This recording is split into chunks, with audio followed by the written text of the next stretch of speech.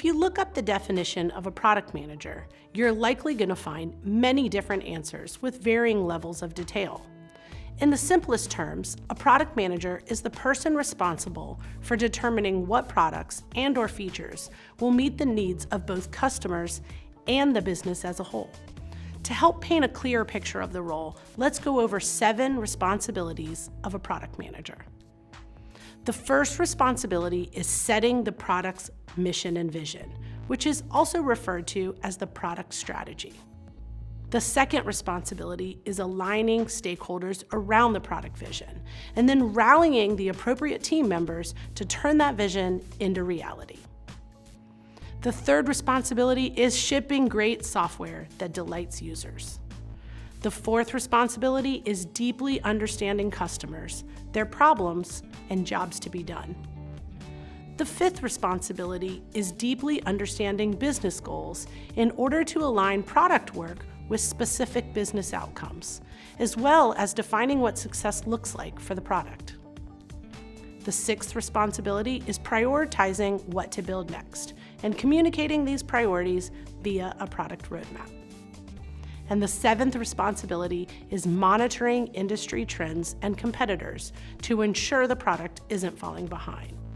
This list, of course, isn't exhaustive, and a product manager's exact role will largely depend on the company in which they work. For example, a product manager at a smaller startup may be doing a version of all the things I mentioned, whereas a product manager at a large organization might be focused on a single product area and only be tasked with some of these responsibilities. Similarly, and like many other roles, as companies grow, product managers often start to specialize. Here are 5 types of product manager roles you might come across. A technical product manager specializes in the more technical aspects of the product, as the name suggests, and spends most of their time working with internal teams like engineering, operations, and support. This role is most common for complex products with very technical domain areas and is often a career path for former developers, engineers, and data scientists. A platform product manager is responsible for the platform and functionality that powers all of a company's customer-facing products. Rather than external end users, a platform product manager's customers are internal teams like engineering and operations. A growth product manager focuses on impacting a specific business metric or a goal, like acquisition, retention, or revenue. Growth product managers lean heavily into experimentation and often work with a cross-functional team to run short-term experiments to fuel continuous iteration. An enterprise product manager understands the nuanced needs for enterprise companies and the complexities of enterprise software like scalability and security. And an AI product manager uses artificial intelligence, deep learning, or machine learning to build and improve products. This specialization is newer, but it's only going to grow in popularity and importance. Now that we've gone over the product manager role and some common specializations, let's dig into what separates the great product managers from the rest.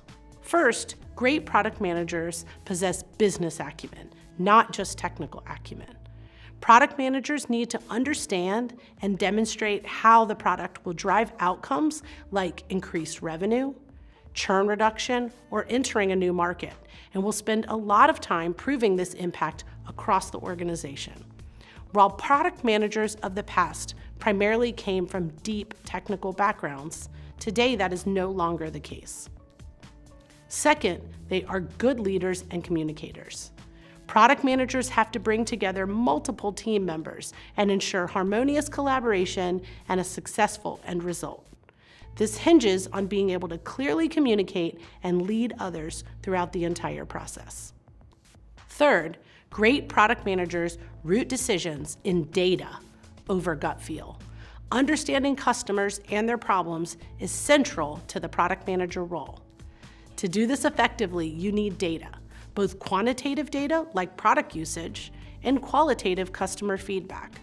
This ensures product managers aren't just listening to the loudest customer or guessing what users want.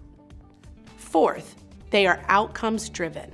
The best product managers focus on outcomes, not output.